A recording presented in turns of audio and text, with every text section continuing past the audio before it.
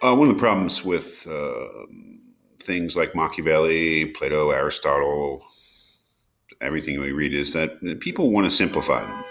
People want to make the complex into the simple because people like things that are easily understood, and it's easy enough to do that with Machiavelli, especially this very famous idea that it's better to be feared than loved. It's not simple, and the reason it's not simple is because Machiavelli knows very well that human affairs are not simple. Politics is not simple. Knowing the right thing to do in the right way at the right time is not a science, it's an art, and it takes judgment. So to say simply that it's better to be feared than loved does not mean that you should just always go around intimidating people. Because the truth is that if you follow any one rule in human affairs, politics being an aspect of human affairs, you're bound to fail eventually because you can't just mechanically apply a rule. It just won't work.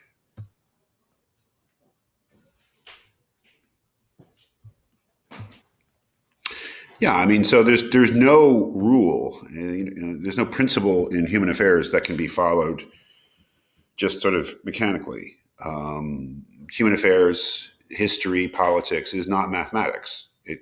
You cannot simply state its first principles and then sort of deductively see what follows from them and it'll always be right. No, human affairs it takes judgment, and judgment is about making the right decision in a situation where there's incomplete information and there's uncertainty, and that's what makes being a successful prince so difficult. It's not, in many cases, it's not clear what you should do.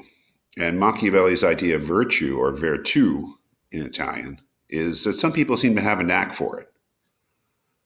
And those are the great people of history, the great leaders. Maybe not great in the sense of noble and admirable morally, but great in the sense of kind of virtuosos of politics. Your great men of history, Alexander the Great, Napoleon, take your pick.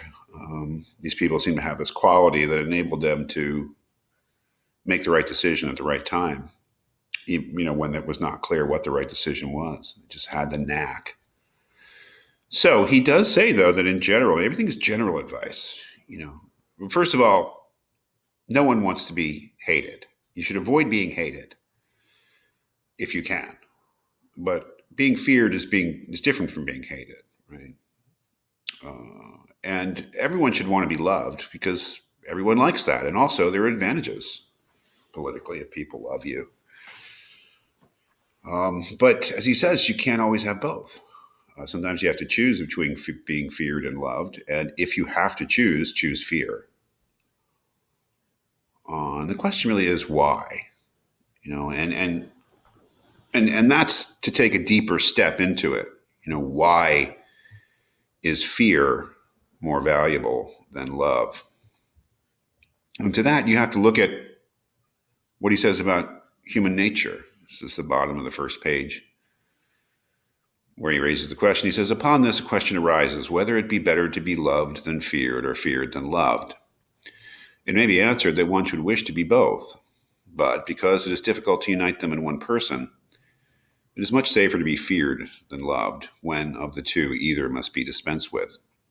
Why? Why is it? That's the thing. I mean, you read this, it's easy enough to remember Machiavelli saying, well, it's better to be feared than loved. But then you got to take a step further because, of course, he has reasons for saying it. Because this is to be asserted in general of men, that they are ungrateful, fickle, false, cowardly, covetous. And as long as you succeed, they are yours entirely. They will offer you their blood, property, life, and children, as is said above, when the need is far distant. But when it approaches, they turn against you. And that prince who, relying entirely on their promises, has neglected other precautions, is ruined. Because friendships that are obtained by payments and not by greatness or nobility of mind may indeed be earned, but they are not secured, and in time of need cannot be relied upon. And men have less scruple, they have less hesitancy, they have less reluctance in offending one who is beloved than one who is feared. For love is preserved by the link of obligation, which, owing to the baseness of men, is broken at every opportunity for their advantage. But fear preserves you by a dread of punishment which never fails. Human beings are selfish, fickle, out for themselves. If you rely upon their love, you will eventually get in trouble because they'll offer you their love as long as it doesn't cost them anything. Once they have to make sacrifices for you, that love will disappear and their selfishness will show. But if they fear you, that fear never leaves them, as he says, because the dread of punishment never leaves them.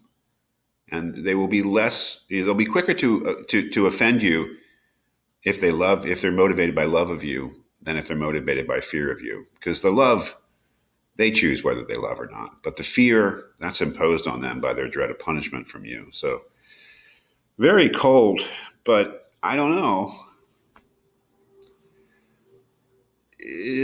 Interesting argument. One of the most famous things he ever said. But of course, he says, well, this is everything in politics in terms of rules that he's giving you are rules of thumb, meaning they're not hard and fast rules that are always going to work. They're guidelines.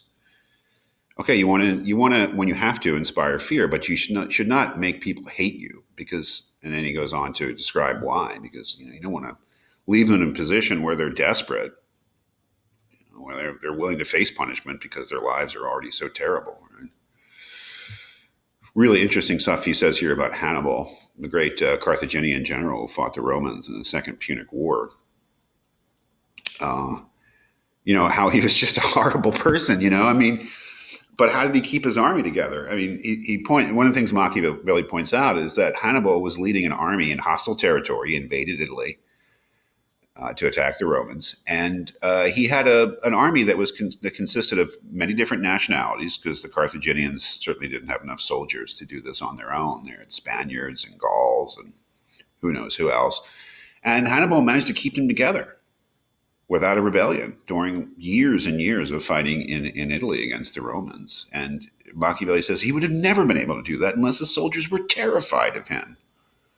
He saw how cruel Hannibal, they were scared of him. They respected him too, of course. That's an important thing. They weren't just scared of him, they also respected him,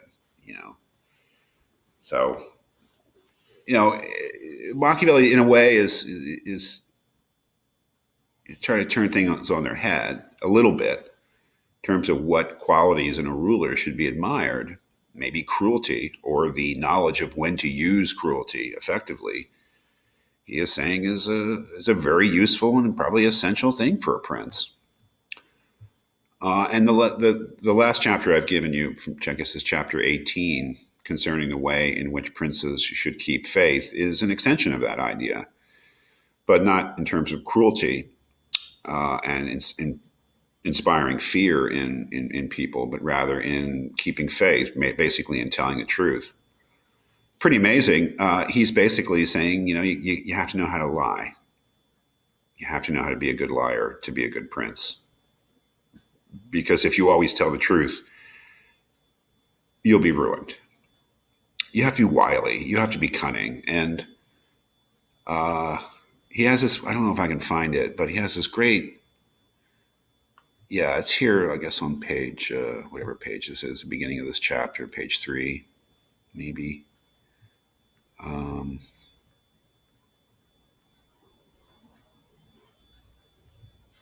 He says, therefore, a wise lord cannot, nor ought he to keep faith when such observance may be turned against him, and when the reasons that caused him to pledge it exist no longer.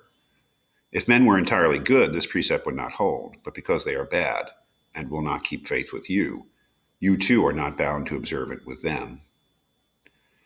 He's basically said, once the reasons that you've made a promise are no longer in your interest, then you can go ahead and break your promise, which is, that's immoral. That's unethical. There's no question about it. But again, this is not advice on how to be a good person. This is advice on how to be a good prince. This is not advice on how to be an admirably ethical individual. This is advice on how to succeed in politics, and knowing when to break your promises, knowing when to lie, knowing when to be cruel, knowing all these things are necessary if you want to be successful in politics.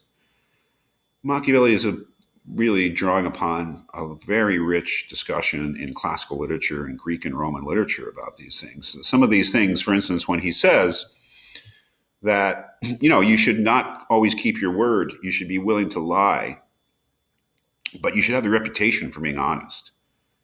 And you should have a reputation for all sorts of things, all sorts of virtues. Let's see if he lists them here. Well, he says, therefore, it is unnecessary for a prince to have all the good qualities I have enumerated, but it is very necessary to appear to have them. That is a really strong idea that is discussed in Plato. I mean, Plato opposes this idea, but Socrates is constantly arguing with people who say just this, that, for instance, in Plato's Republic, the idea is that you should cultivate a reputation for justice, but by no means be just, because that'll be costly to you. But you should always have the reputation for being just, even if you act unjustly. Machiavelli is really picking up on that thousands of year old conversation. 1500, it was already 2,000 years after the height of the Greeks that Machiavelli is discussing this. So in many ways, he is a thinker who is more at home with Aristotle and Plato than us. So he's really on the cusp, I would say, of modernity. He still thinks of things in classical terms. But the idea there is the idea, that in politics, being a successful politician, or in his case, being a successful prince, watch out for being good. Because if your first thought is I need to be good, I need to be moral, I need to be ethical, you'll probably fail. Of course, you should want to have those things if you can afford them. But as he says, you have to be willing to fight like a beast, not just fight according to law like a human being. You have to be willing to fight like an animal where there are no restraints, there are no scruples. Like I said, it's a very, very, very famous, influential book, and it has offended generations of readers. Machiavelli is catchword for kind of evil in politics.